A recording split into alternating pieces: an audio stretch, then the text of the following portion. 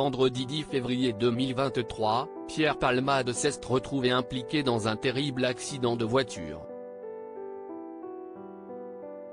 Vers 18h45 ce jour-là, l'humoriste conduisait sa Peugeot 3008 sur la route départementale 372 reliant Melun à Damary-lès-Lys, située au sein du département de la Seine-et-Marne.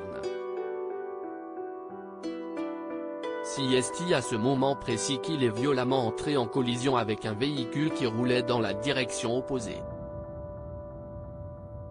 Peu après, une troisième voiture est venue s'encastrer dans l'un des deux véhicules déjà accidentés.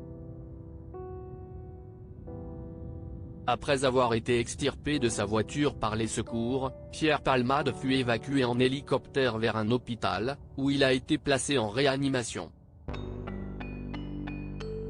Si le pronostic vital de l'acteur était initialement engagé, ses proches ont annoncé à la AFP le lendemain que ses jours ne sont plus en danger. Pour sa part, la femme enceinte qui conduisait le véhicule percuté par le comédien a perdu son bébé suite à cette collision. De plus, son enfant de 6 ans, également présent au sein de la voiture durant le choc, reste toujours dans un état critique actuellement. Suite à cet accident, le parquet de Melun a ouvert une enquête pour homicide et blessures involontaires ayant entraîné une incapacité totale de travail supérieure à 3 mois, par conducteur sous l'emprise de produits stupéfiants.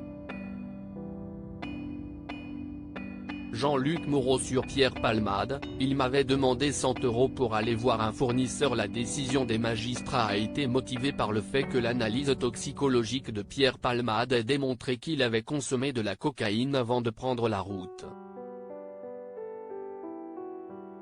Par le passé, Pierre Palmade a déjà rencontré des problèmes avec la justice à cause de ses addictions. À ce sujet, le metteur en scène Jean-Luc Moreau, qui a collaboré avec Pierre Palmade dans le cadre d'une pièce de théâtre, avait raconté une anecdote sur la consommation de drogue du comédien dans l'émission Chez Jordan en décembre 2022. Cependant, l'extrait avait été coupé au montage du programme avant sa diffusion sur C8. J'ai eu un petit souci le premier jour de répétition de la pièce, si c'était à refaire, note de la rédaction. Il y a eu un problème de drogue. Ça m'a surpris. Il m'avait demandé 100 € pour aller voir un fournisseur. J'ai appelé son agent pour lui dire. Et il m'a dit, on va tout de suite vous rembourser.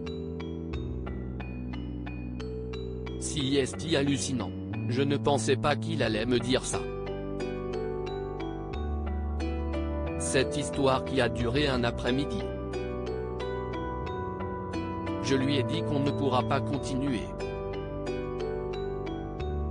De ce jour-là, pendant les répétitions et durant l'année, il était impeccable, a révélé l'ancien juré de l'émission On ne demande qu'à en rire dans ce fameux extrait, qui a été mis en ligne lundi 13 février 2023 sur le site Jean-Marc Morandini.